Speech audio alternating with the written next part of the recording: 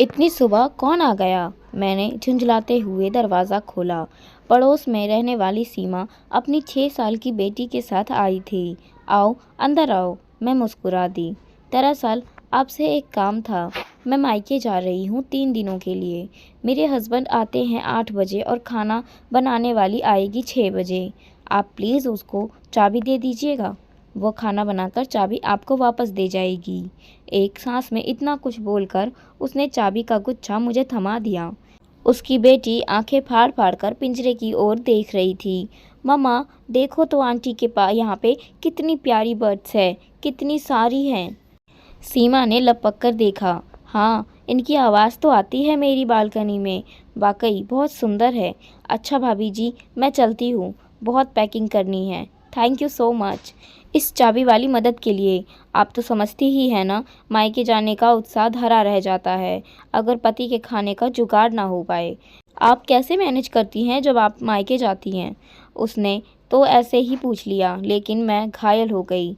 मैंने नकली मुस्कान लाते हुए कहा, मेरे पति संदीप तो मेरे साथ ही जाते हैं, हमेशा। आज तक कभी अकेली नहीं गई। सीमा की आंखें फैल गई। वाह, कितने अच्छे हैं भाई साहब। तभी तो बिल्डिंग में आप सब की जोड़ी को लैला मजनू की जोड़ी कहते हैं। वाकई आप दोनों हर जगह साथ जाते हैं। अब आप हैं ही इतनी खूबसूरत। सीमा तो चली गई, लेकिन मेरे मन की शांत सतह पर कंकड़ मार के गई। हलचल मच गई, आंखें भीग गई।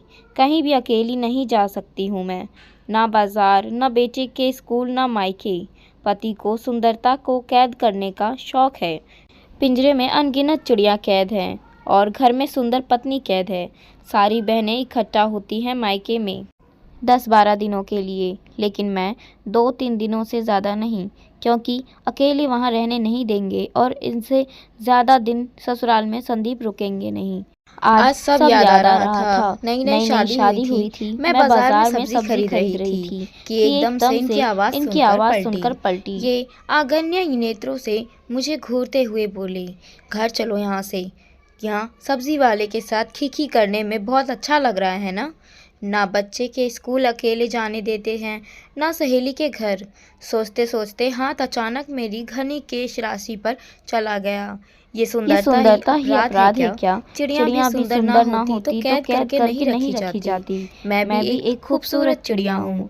3 दिनों बाद सीमा लौटकर आई और अक्सर हम शाम की चाय पर मिलने लगे, लेकिन हमेशा मेरे घर पर। एक दिन तो वो झुंझला उठी, क्या भाभी, रोज़ मैं ही आती हूँ, कल आप आइए, मैं भी अच्छी चाय बनाती हूँ। मैंने ना नुकुर की, वो गंभीर हो गई। मुझे उससे अपनत्व हो गया था। काफ़ी बातें हम आपस में करने लगे थे। मैंने धीरे से कहा, सीमा, दरअसल संदीप को पसंद नहीं है मेरा कहीं अकेले जाना, प्लीज़ समझो। वो चौंक गई। थोड़ा और खुरेदने पर मैं और खुलती गई। पूरी बात बताते हुए मेरी आंखें भर आई और उसकी सुनकर उसने पूछा, ये कब तक चलेगा भाभी? आप इतना कुछ सह रही हैं, जो भी कर रही हैं अपने साथ, लेकिन आपको नहीं लगता कि आप किसी और का भी अहित कर रही हैं? मैंने आंखें पोंछते हुए कहा, मैं ही घुल रही हूँ, और कौन? सीमा ने एक लंबी सांस लेकर कहा, आप उस दिन कह रही थी ना कि बच्चे हमें देखकर सीखते हैं। आपको नहीं लगता कि आप एक तानाशाह पुरुष बना रही हैं? आपका बेटा क्या सीखता होगा इस माहौल से? वक्त है, विरोध करिए। आज़ादी के लिए लड़ना गलत नहीं है। सीमा तो चली गई। मैं कुछ घटनाओं को लेकर बुरी तरह उलझी रही। बेटे की कहीं बातें याद करती रही।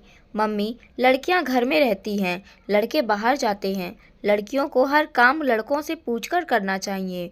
बॉयज़ लोग को गुस्सा आ जाता है, वो चिल्लाते हैं।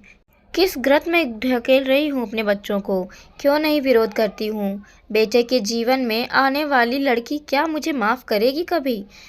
मैंने क्यों नहीं पूछा कभी संदीप से कि जब तुम्हारी बहन मायके में अकेले रह सकती है तो मैं क्यों नहीं? क्यों नहीं कहा मैंने कि सब्जी वाले से खीखी करने नहीं, सब्जी खरीदने जाती हूँ बाजार? पता नहीं कब किस सम्मोह में की अवस्था में पिंजरे तक पहुंची। सारी चिड़ियां कैद से उड़ा दी। बस एक बाकी थी, मैं खुद।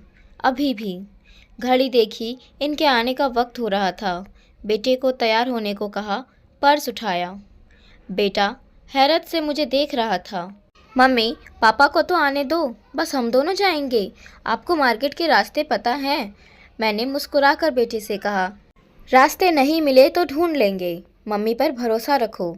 मैं जब घर लौटूंगी क्या होगा देखा जाएगा। आखिरी चिड़िया भी उड़ चुकी थी। मैं मुस्कुरा रही थी। हाँ, मैं एक खूबसूरत चिड़िया हूँ।